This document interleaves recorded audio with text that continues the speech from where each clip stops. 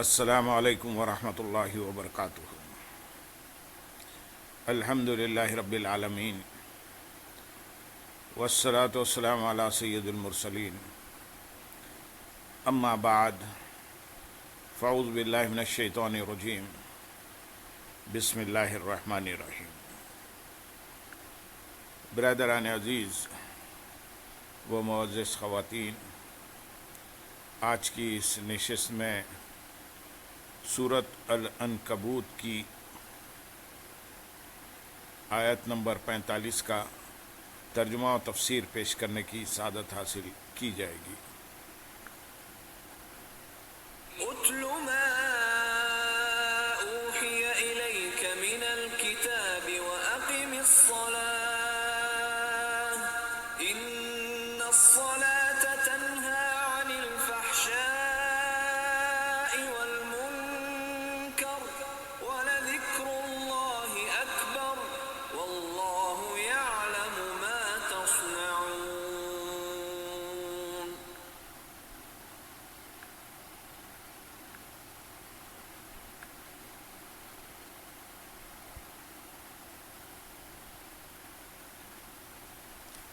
اس کتاب کی تلاوت کرو جو تمہاری طرف وحی کی گئی ہے، اور نماز قائم کرو، بے شک نماز بے حیائی اور بری بات سے روکتی ہے، اور بے شک اللہ کا ذکر سب سے بڑا ہے، اور اللہ جانتا ہے جو تم کرتے ہو۔ اس آیت کی ایک تفسیر یہ ہے کہ اے حبیب صلی اللہ علیہ وسلم، آپ کی طرف جو قرآن مجید نازل کیا گیا ہے اس کی تلاوت کرتے رہیں، کیونکہ اس کی تلاوت عبادت بھی ہے، اس میں لوگوں کے لیے وعظ و نصیحت بھی ہے، اور اس میں احکام، آداب اور اخلاقی اچھائیوں کی تعلیم بھی ہے۔ دوسری تفسیر یہ ہے کہ اے حبیب صلی اللہ علیہ وسلم، اگر آپ مکے والوں کے کفر پر افزدہ ہیں تو آپ اس کتاب کی تلاوت کریں جو آپ کی طرف وحی کی گئی ہے، تاکہ آپ جان جائیں کہ آپ کی طرح حضرت نوح علیہ السلام، حضرت لوط علیہ السلام اور دیگر انبیاء اکرام علیہ السلام بھی نبوت اور رسالت کی ذمہ داری پر فائز تھے۔ انہوں نے رسالت کی تبلیغ کی اور اللہ تعالیٰ کی قدرت اور وحدانیت پر دلائل قائم کرنے میں انتہائی کوشش کی، لیکن ان کی قومیں گمراہی اور جہالت سے نہ بچ سکیں۔ یوں آپ کے دل کو تسلی حاصل ہوگی۔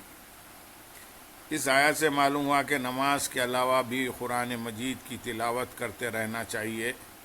یاد رہے کہ نماز کے علاوہ قرآن مجید دیکھ کر پڑھنا زبانی پڑھنے سے افضل ہے، کیونکہ یہ پڑھنا بھی ہے، دیکھنا بھی، اور ہاتھ سے اس کا چھونا بھی، اور یہ سب چیزیں عبادت ہیں۔ اور اس کی ترغیب کے بارے میں حضرت ابو سعید خدری رضی اللہ تعالیٰ عنہ سے روایت ہے، رسول اکرم صلی اللہ علیہ وسلم نے ارشاد فرمایا، تم اپنی آنکھوں کو اس کی عبادت میں سے حصہ دو۔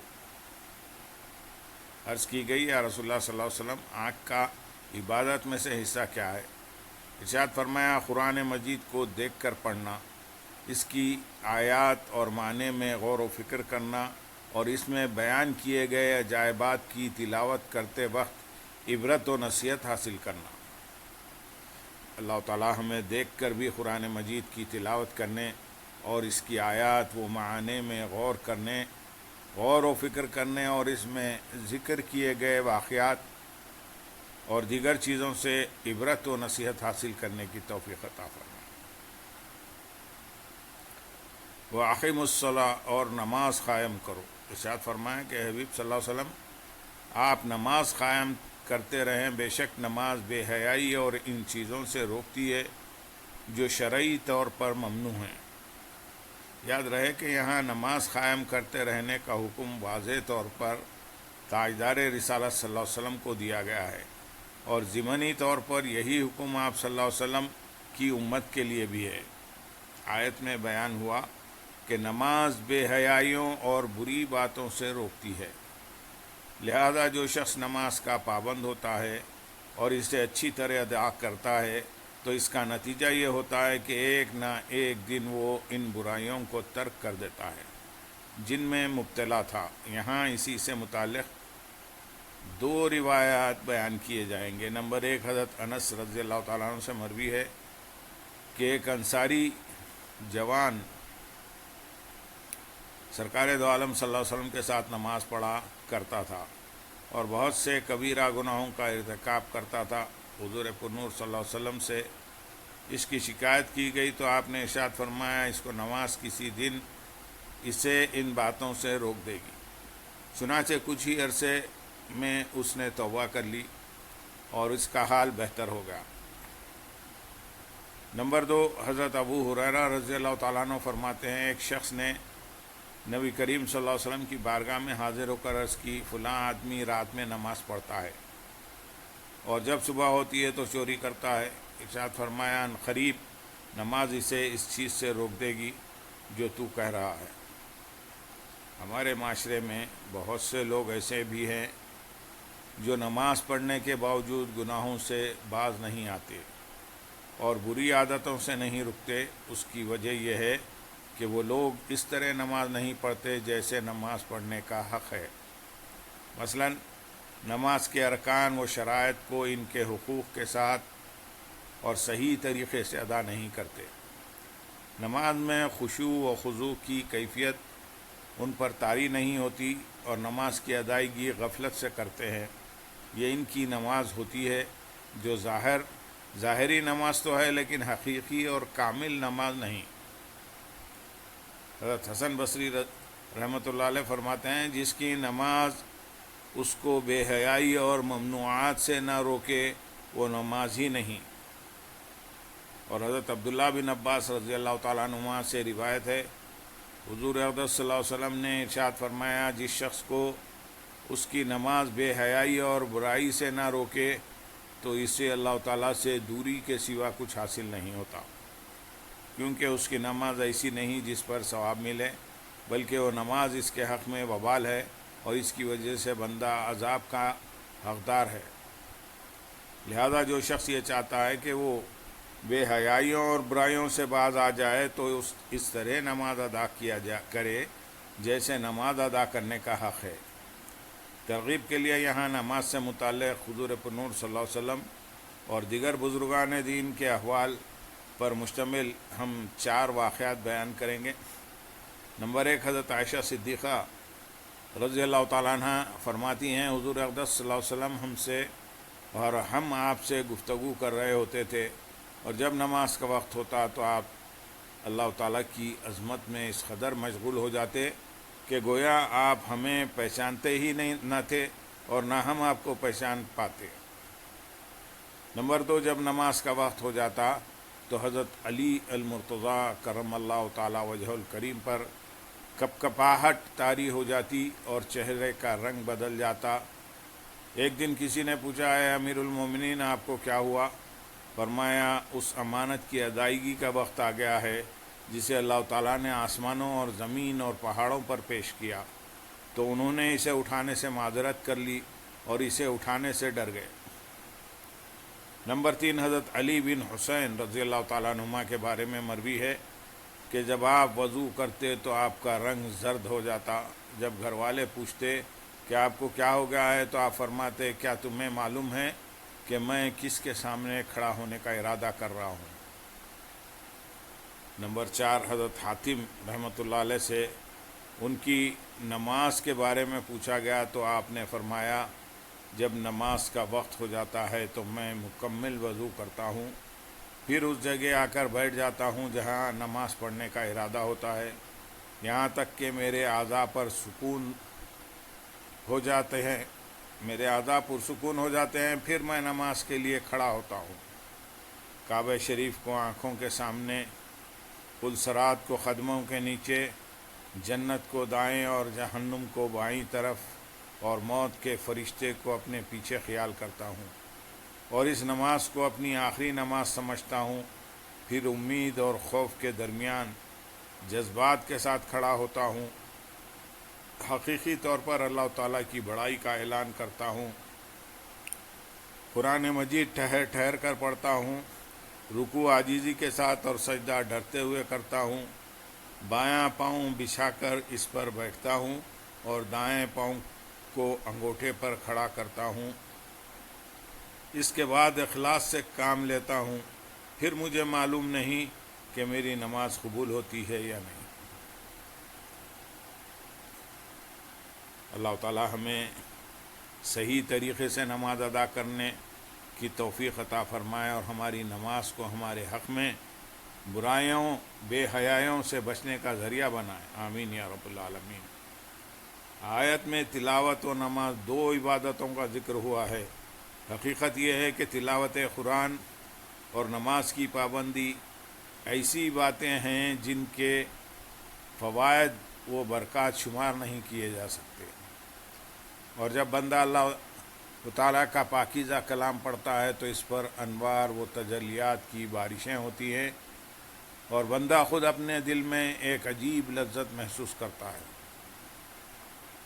تلاوت قرآن پاک کی کئی حکمتیں ہیں، اس میں لوگوں کے لیے نصیحتیں بھی ہیں اور احکام بھی، اخلاقیات کی تعلیم بھی ہے اور آداب زندگی بھی۔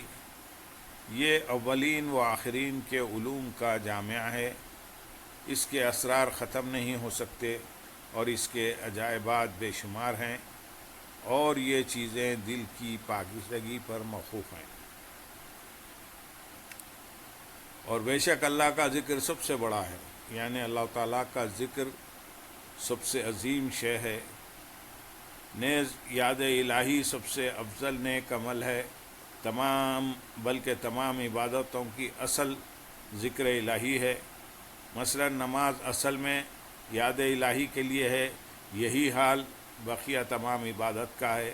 حضرت عبداللہ بن عباس رضی اللہ تعالیٰ عنہ نے اس آیت کی تفسیر یہ فرمائی ہے کہ اللہ تعالیٰ کا اپنے بندوں کو یاد کرنا بہت بڑا ہے۔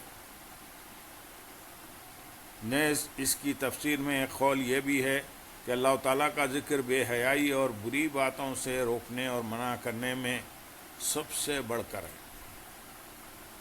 حضرت ام درداء رضی اللہ تعالیٰ عنہ فرماتی ہے کہ اللہ تعالیٰ کا ذکر سب سے بڑا ہے، اگر تو نماز پڑھے تو یہ بھی اللہ تعالیٰ کا ذکر ہے، اگر تو روزہ رکھے تو یہ بھی اللہ تعالیٰ کا ذکر ہے، ہر اچھا عمل جو تو کرتا ہے وہ بھی اللہ تعالیٰ کا ذکر ہے، اور ہر بری چیز سے تمہارا بچنا بھی اللہ تعالیٰ کا ذکر ہے، اور ان میں سب سے افضل اللہ تعالیٰ کی پاکی بیان کرنا ہے۔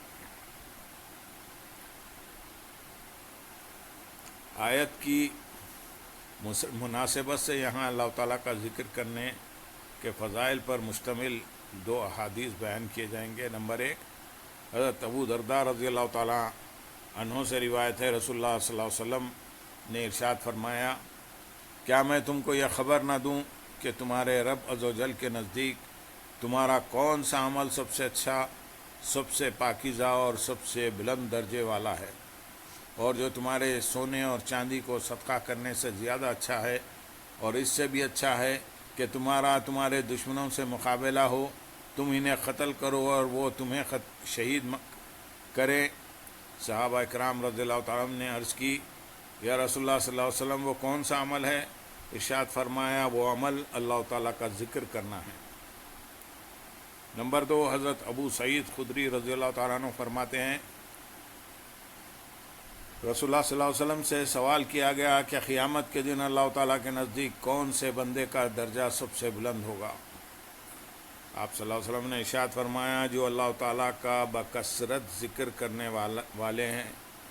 صحابہ اکرام رضی اللہ تعالیٰ نے عرض کیا، رسول اللہ صلی اللہ علیہ وسلم، ان کا درجہ اللہ تعالیٰ کی راہ میں جہاد کرنے والوں سے بھی زیادہ بلند ہوگا؟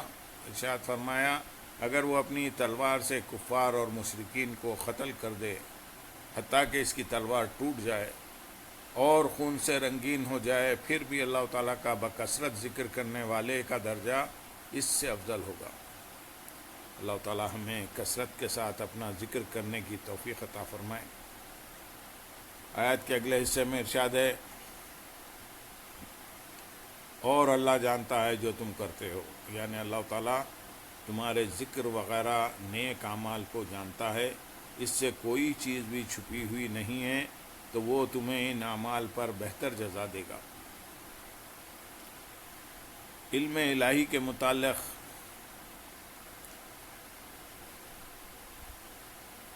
ان آیات میں عموماً اس مفہوم کے لیے ہوتی ہیں کہ اللہ تعالیٰ کا علم اتنا وسیع ہے کہ وہ ہر بندے کو، ہر ظاہری باطنی عمل کو جانتا ہے، لہذا ہر مسلمان کو چاہیے کہ وہ ہر حال میں اللہ تعالیٰ کی نافرمانی کرنے سے بچے اور اپنے ظاہری باطنی تمام احوال میں نیک اور اچھے عمل کرنے میں مصروف رہے۔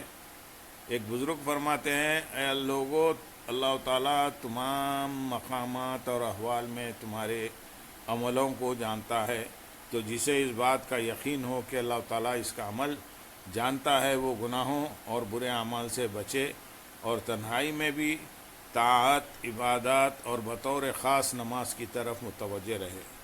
اللہ تعالیٰ عمل کی توفیق عطا فرمائے۔ اللہم صلی علی سیدنا محمد وعلی آل سیدنا محمد وبارک وسلم، وآخر دعوانا ان الحمد للہ رب العالمین۔ سبحان